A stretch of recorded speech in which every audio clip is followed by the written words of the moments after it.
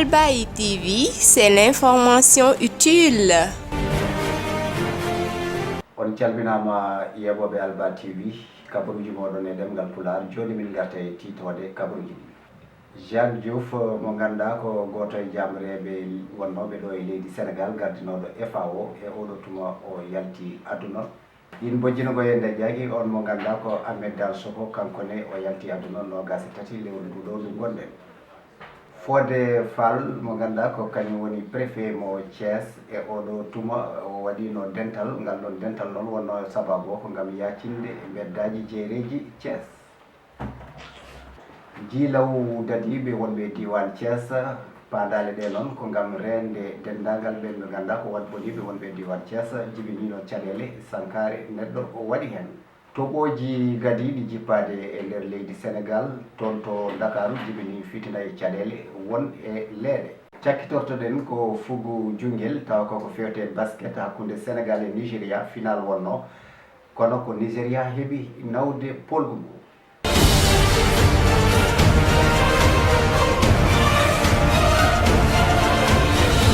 Joni joni no mbinoɗen min garta noon e kabaruji meɗen no sifori.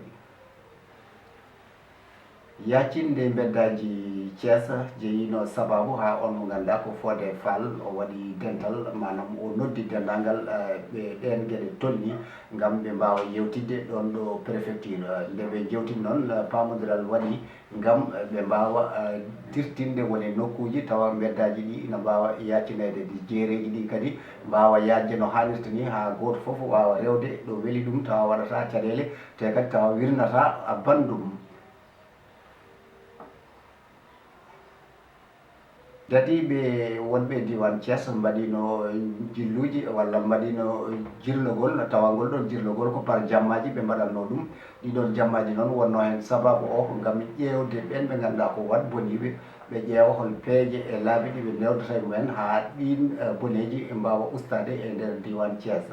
E nder ɗum noon jibinino fitina o woni on mo ganduɗa ko biyeteɗo Amar Mbaye hawri hen e ladial. Amar Mbaye noon eɗen gandi gollatno koye boulangerie caggal ɗum ɗon noon ɓen ɓe ganduɗa ko doknoɓe motoji Jakarta ɗi kolliti wonde Amar ko sehil mumen wonno ɗum noon wadde alay saago ɓe jalta ɓe kollita mette mabɓe jeyno sababu haɓe jalti e beddaji Thiès ɓe kolliri mette mabɓe.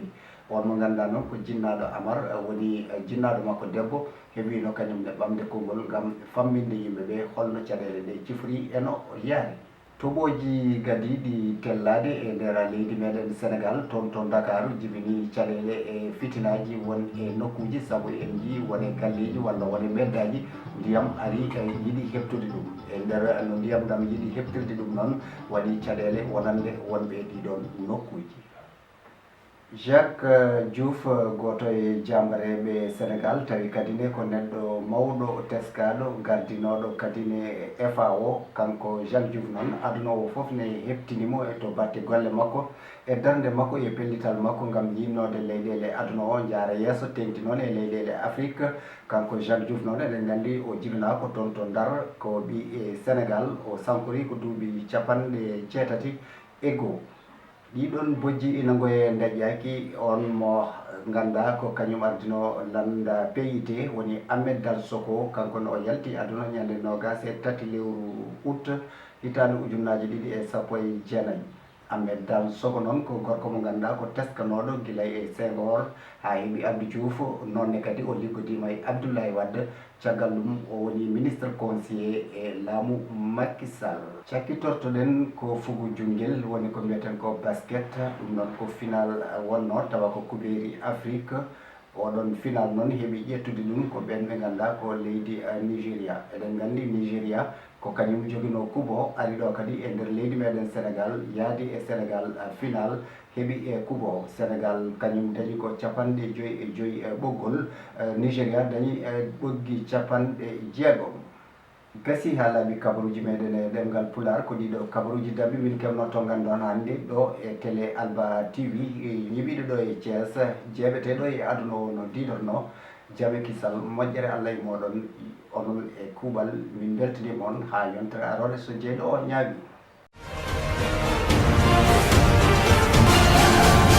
Albaï TV, c'est l'information utile.